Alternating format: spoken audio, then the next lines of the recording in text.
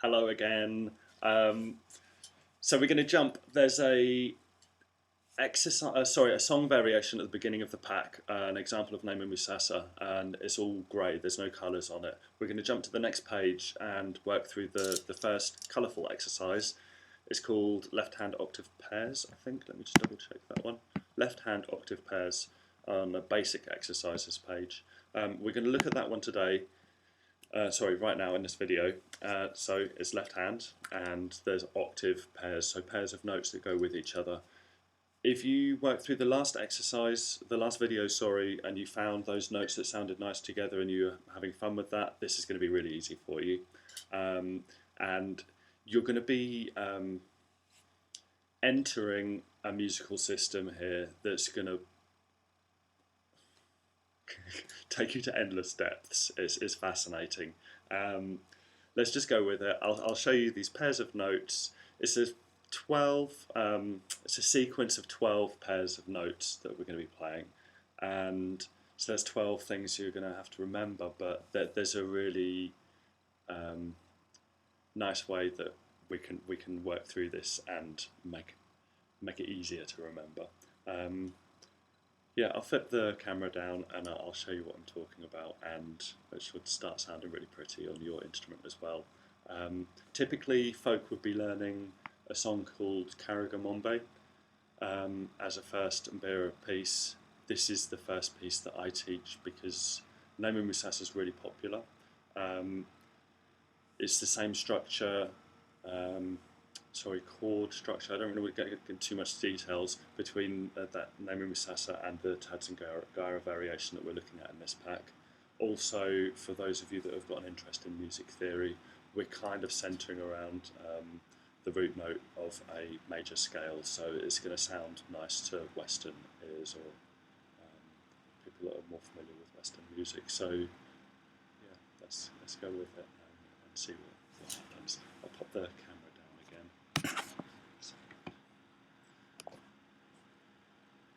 Oh, again, sorry, those of you that you might have missed the last video, there's something interesting there about practice, the 85% rule I mentioned at the end of the video. Try and look out for that because it's an important thing to try and find that zone while you're learning. We're always learning, so try and always be looking for things that have got 85% chance of success rate in your practice, and then you can be entering that peak learning zone where you're applying yourself, you're alert, but you're not so over challenged that you're failing, and you're not so under challenged that you're bored and not learning. Here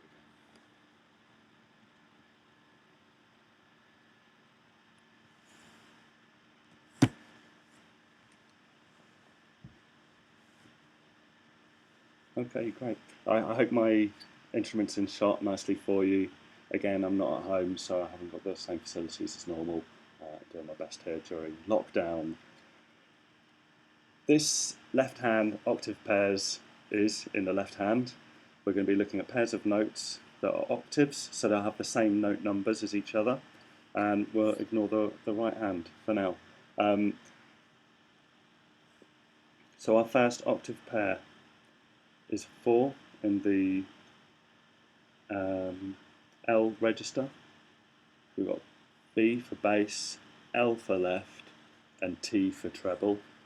We've got a 4 in the L register, and then a gap, and then a 4 in the B register. So we'd end up hearing this note, a rest, then this note, and a rest. 4, rest, 4, rest.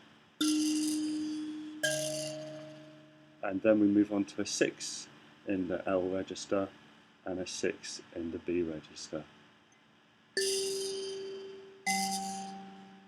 So if we were using the position style notation, these would be called 3s, that would be a 4 and that would be a 5, and you'd be learning how to play the correct sounds, but you'd be using a system of memorizing these note names that had nothing to do with how they actually sound, and that would disadvantage you. So again, that's why this system's so good. 4 in the left hand will begin on the left register. Sorry, that was a bit quiet again. Then a rest. 4 in the B register, 6 in the L register, arrest, 6 in the B register, and then this 1 in the L register, arrest, and this 1 in the B register. So our first part, that's there's 4 parts to each song in the way that I'm notating them. Our first part is that first horizontal row of B, L and T notation. We've got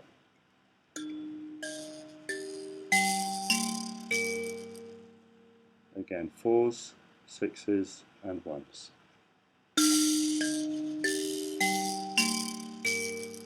Stick with that for a while, keep enjoying playing it.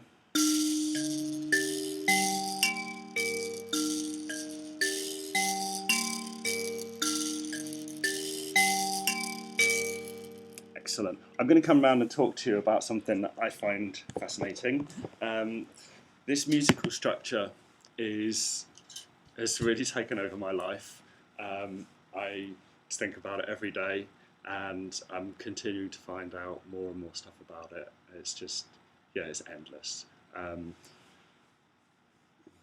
If you think of, I don't know if you know those word games where there's a short word, and by changing one letter at a time, you can end up with a completely different word. This song structure, if you look at our first part, our first row, horizontal row that's got the B, L and T, we've got 4s, 6s and 1s. On the next row, we've got 4s, 6s, but our 1s have changed into 2s. So we have 4s, 6s and 1s, 4s, 6s and 2s. So there's a change there. We move down to the next row, there's one more change in the middle. We end up 4s, 7s and 2s. And the last row, 5s, 7s and 2s. So in each part we're only changing one pair of notes at a time to end up with something completely different at the end than what we began with. That's really going to help you memorise this pattern here.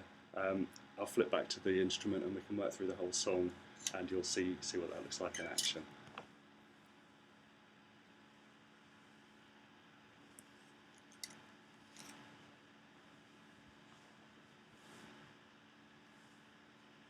Here we go. So part 1 we've just covered. We've got 4s, 6s and 1s. Part 2's 4s, 6s and 2s. Our 2s are over here that we're going to be using for this one. 4s, 6s and 2s.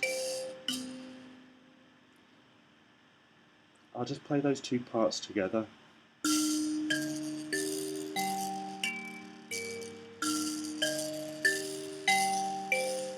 And again. So part 1 and part 2. Part 1 and part 2. That structure there in itself is kind of like half the song, and that's quite an ancient song structure which is believed to have the modern Mbira music is believed to have originated out of. So you can just stick with that exercise in itself, and you're playing something authentic there. 4s, 6s and 1s, 4s, 6s and 2s. Just go through that again and again and again. Some people make an error. After they've finished each part, they'll have a little rest and a sigh of relief. And then go into the next part. And then back again. Really try not to put those unnecessary gaps in after you've completed each part. It's going to disable you further down the line. So it's better that you play the whole thing slower and not put a gap in than play fast and then have to rest before you go to the next part, because you're remembering them in little chunks. Try and play it all steadily.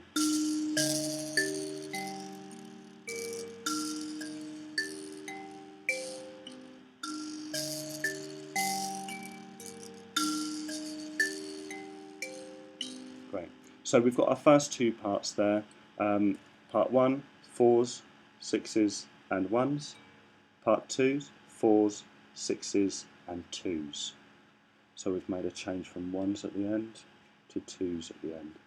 Our next part, we change the middle, our 6s become 7s. So we end up with, in part 3, so that's the third row, third horizontal row there, 4 7s and 2s. I'll just play through parts 1, 2 and 3 there. 4 6s and 1s, that's part 1. 4s, 6s and 2s, that's part 2. 4s, 7s and 2s, that's part 3. And then our last part begins on 5s. They're the most awkward ones to find because they're not directly underneath each other. 5s, 7s and 2s, that's part 4. 5s, 7s and 2s. By learning using this pitch notation system, we're learning the names of the notes while we're playing, so we're learning about the song structure. If we'd been using position notation and we were talking about part 4, we'd have had to have called this a 2 because we're counting out as 1, 2, 3, 4, 5, 6, 7. We'd have to call this 1, 2, 3, 4. So our first chord would be a 2. Oh, sorry, our first pair of notes would be a 2 and a 4. Then our next would be a 5 and a 6, and then a 7 and 7. It just ends up being more complicated for you longer term if you use that position notation. So pitch notation. Through the whole song, left hand, basic exercise, again, 4s, 6s and 1s, 4s, 6s and 2s, 4s, 7s and 2s, 5s, 7s and 2s. Try and repeat that. Get used to what it sounds like. Match up your intention with the action and the sound that comes back, and you'll be becoming more fluent in expressing yourself on an instrument, building up your vocabulary there. We'll look at the right hand in the next video. I really want you to get this sort of ingrained and in a happy way as well, and it gives us something magical to build up on. That structure there will take us into Nhemamusasa or Tadzungaira, depending where you want to go later in this little guide. Enjoy it, stick with it, and I'll see you in the next video. Cheers.